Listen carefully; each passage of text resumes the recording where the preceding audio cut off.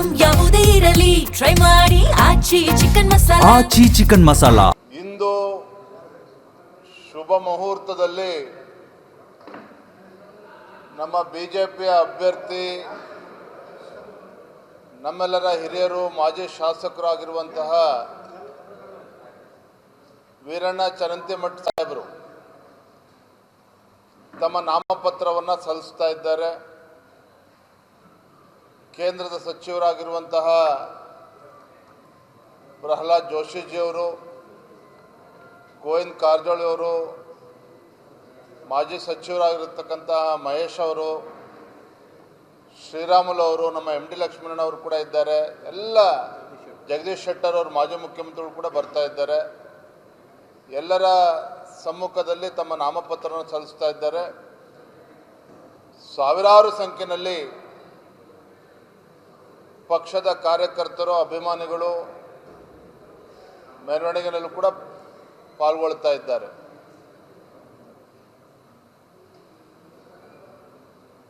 ನನಗೆ ಇವತ್ತು ವಾತಾವರಣವನ್ನು ಗಮನಿಸ್ತಾ ಇದ್ದರೆ ಬಾಗಲಕೋಟೆಯ ಉಪಚುನಾವಣೆಯಲ್ಲಿ ಭಾರತೀಯ ಜನತಾ ಪಾರ್ಟಿ ಕಮಲ್ದು ಅರಳುವಂಥದ್ದು ಶತಸಿದ್ಧ, ಅದನ್ನು ಯಾರೂ ಕೂಡ ತಡೆಯೋದಕ್ಕೆ ಸಾಧ್ಯ ಇಲ್ಲ ಅನ್ನೋದನ್ನು ಈ ಸಂದರ್ಭದಲ್ಲಿ ಹೇಳ್ತೇನೆ. ನನಗೆ ಗೊತ್ತಿದೆ, ಹಿಂದೆ KR ಪೇಟೆ ಉಪಚುನಾವಣೆಯಲ್ಲಿ, ಶಿರಾ ಉಪಚುನಾವಣೆಯಲ್ಲಿ ಯಾವ ರೀತಿ ಕಾಂಗ್ರೆಸ್ ಅವರು ಜೆಂಡಾ ಹೂಡಿದ್ರು, ಯಾವ ರೀತಿ ತಂತ್ರ ಕುತಂತ್ರಗಳನ್ನು ಮಾಡಿದ್ದಾರೆ, ಎಲ್ಲವನ್ನೂ ಕೂಡ ನಾನು ಕೂಡ ಹತ್ತಿರದಿಂದ ಬಲ್ಲವನಾಗಿದ್ದೇನೆ.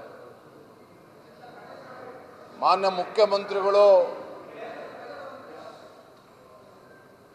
ಮುಖ್ಯಮಂತ್ರಿಗಳ ಆದಿಯಾಗಿ ಸಚಿವ ಸಂಪುಟದ ಸದಸ್ಯರು